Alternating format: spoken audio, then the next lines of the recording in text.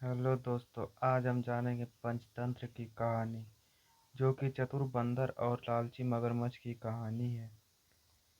तो इस वीडियो में आगे तक बने रहें और पूरा सुने। बहुत ही इंटरेस्ट की कहानी है। तो बिना देर किए वीडियो स्टार्ट करते हैं। लास्ट तक बने रहें और समझे क्या क्या होता है। बड़ी दिलचस्प कहानी है। तो एक समय की बात है। एक विशाल जंगल में एक चौड़ी नदी बहती थी। नदी के एक किनारे एक ऊंचा जमुना का पेड़ था, जिसकी शाखाओं पर काले बैंगनी रसीले जामुन लटकते थे।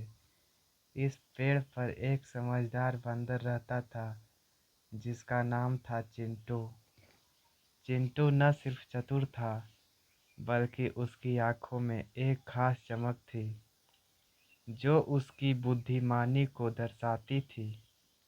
वह हर दिन जामुन खाता, नदी के किनारे बैठकर मछलियों को देखता और अपने दिन का आनंद लेता था।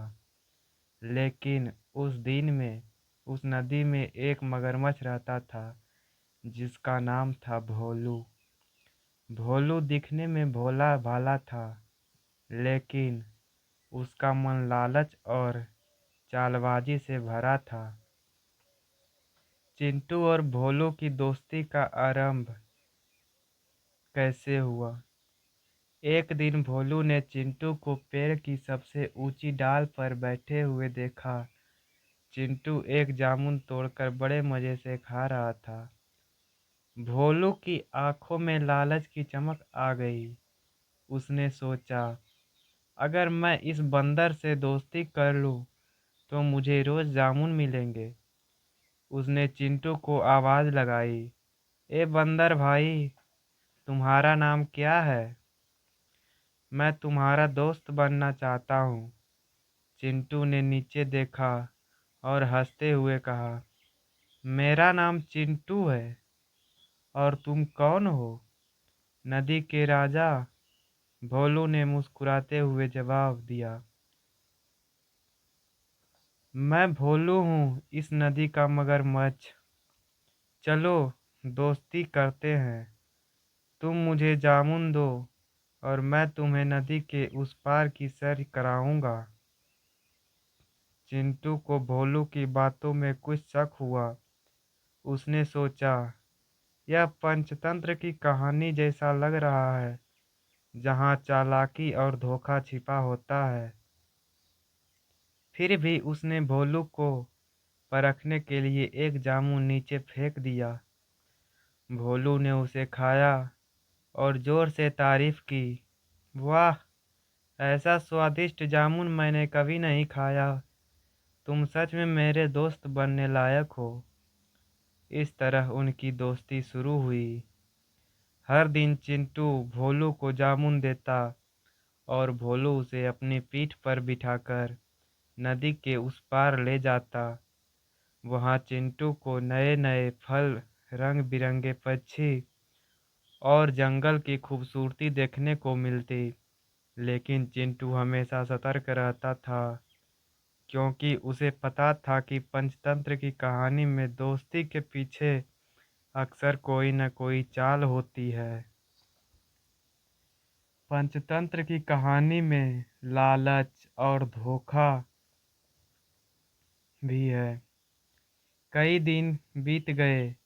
एक दिन भोलू की पत्नी, जिसका नाम गंगा था, उससे पूछा, ये जामुन तुम हर दिन कहाँ से लाते हो? भोलू ने सारी बात बताई कि कैसे वह चिंटू से जामुन लेता है। गंगा की आंखों में लालच की आग भड़क उठी। उसने कहा, अगर यह बंदर इतने मीठे जामुन खाता है, तो इसका दिल कितना स्वादिष्ट होगा। इसे मेरे लिए पकड़ लाओ। भोलू पहले तो हिचकिचाया। उसने कहा, गंगा, यह पंचतंत्र की कहानी का हिस्सा हो सकता है। चिंटू मेरा दोस्त है, उसे मारना ठीक नहीं होगा। लेकिन गंगा ने उसे बार बार उकसाया, अगर तुम मुझसे प्यार करते हो, तो उसका दिल लाओ। आखिरकार भोलू गंगा की बातों में आ गया। अब चिंटू की चतुराई कैसे करता है। अगले दिन भोलू चिंटू के पास गया और बोला, दोस्त, आज मेरी पत्नी गंगा तुमसे मिलना चाहती है। वह तुम्हारे लिए खास मछली पकाएगी। मेरी पीठ पर बैठो, मैं तुम्हें अपने घर ले चलता हूँ। चिंटू को भोलू की आवाज़ में कुछ अजीब सा लगा। उसने सोचा, यह पंचतंत्र की कहानी का ट्विस्ट हो सकता है। फिर भी उसने भोलू की चाल को समझने के लिए हाँ कह दिया। वह भोलू की पीठ पर बैठ गया। जैसे ही वे नदी के बीच में पहुँचे, भोलू ने हंसते हुए कहा, चिंटू, सच तो यह है कि मेरी पत्नी तुम्हारा दिल खाना चाहती है। अब तुम बच नहीं सकते हो। यह सुनकर चिंटू के होश उड़ गए।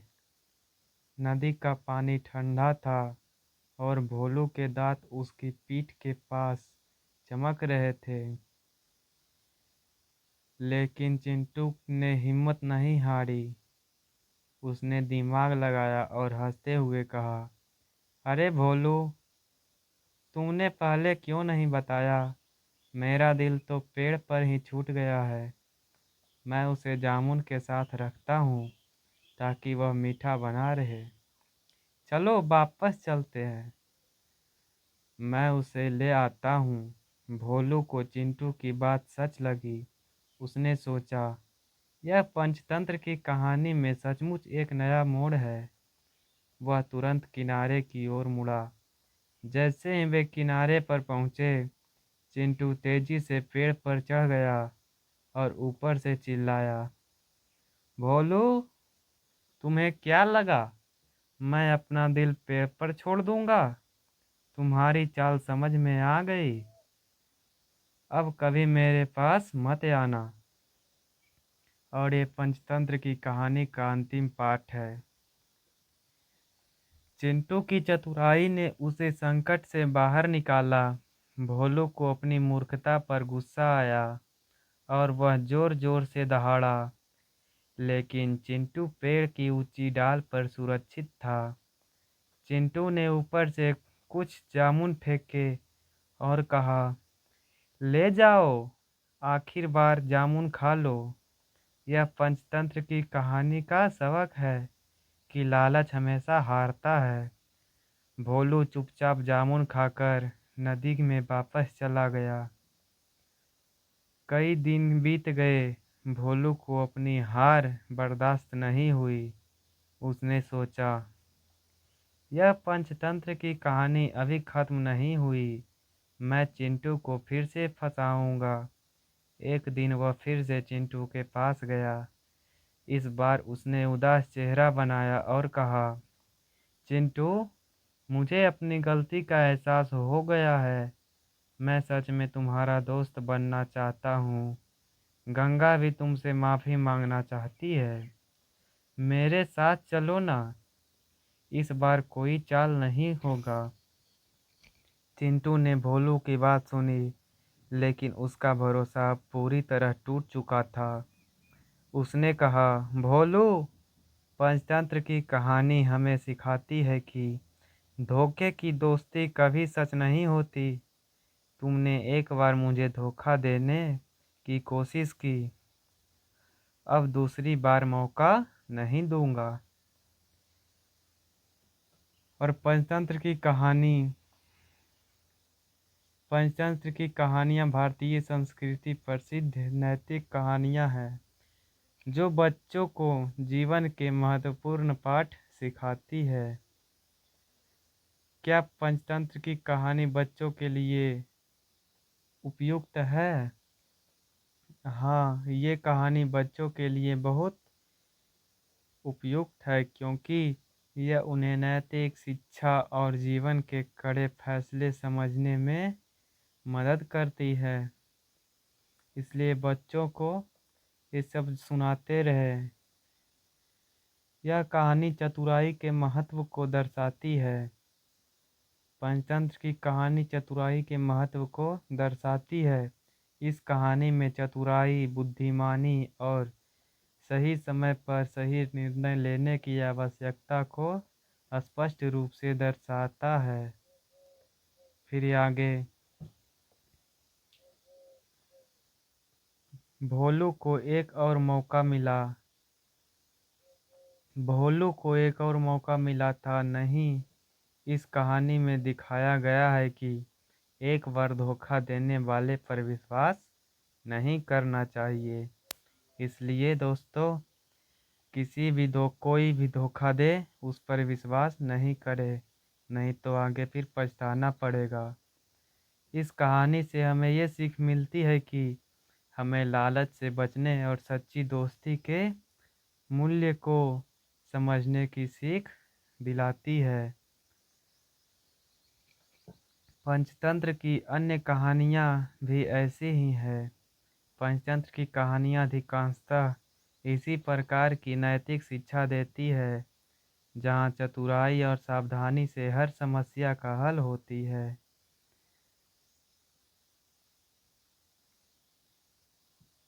पंचतंत्र की कहानियाँ का हर सावधानी से हर हो सकती है। और इस कहानी से हमें यह सीख मिलती है कि पंचतंत्र की कहानी हमें यह सिखाता है गया है कि हर चालाकी के पीछे कोई न कोई गहरी योजना छिपी होती है। चिंटू की चतुराई और उसकी सतर्कता ने उसे बचाया, और भोलू की लालच ने उसकी हार सुनिश्चित की। यह कहानी हमें यह भी सिखाती है कि धोखे की दोस्ती कभी अस्थायी नहीं होती, और हमें हमेशा सच्चे दोस्तों का सामना करना चाहिए। तो दोस्तों, आपने देखा, लालच बुरी बला है, इसलिए किसी पर भरोसा नहीं करना चाहिए जब तक उससे पूरी अच्छे तरह से समझ ना ले। और उस पर हम भरोसा तभी करें जब उसकी पूरी सच्चाई आपके सामने हो। तो वीडियो कैसा लगा ज़रूर बताइएगा और लाइक ज़रूर कीजिएगा। मिलते हैं नेक्स्ट वीडियो में।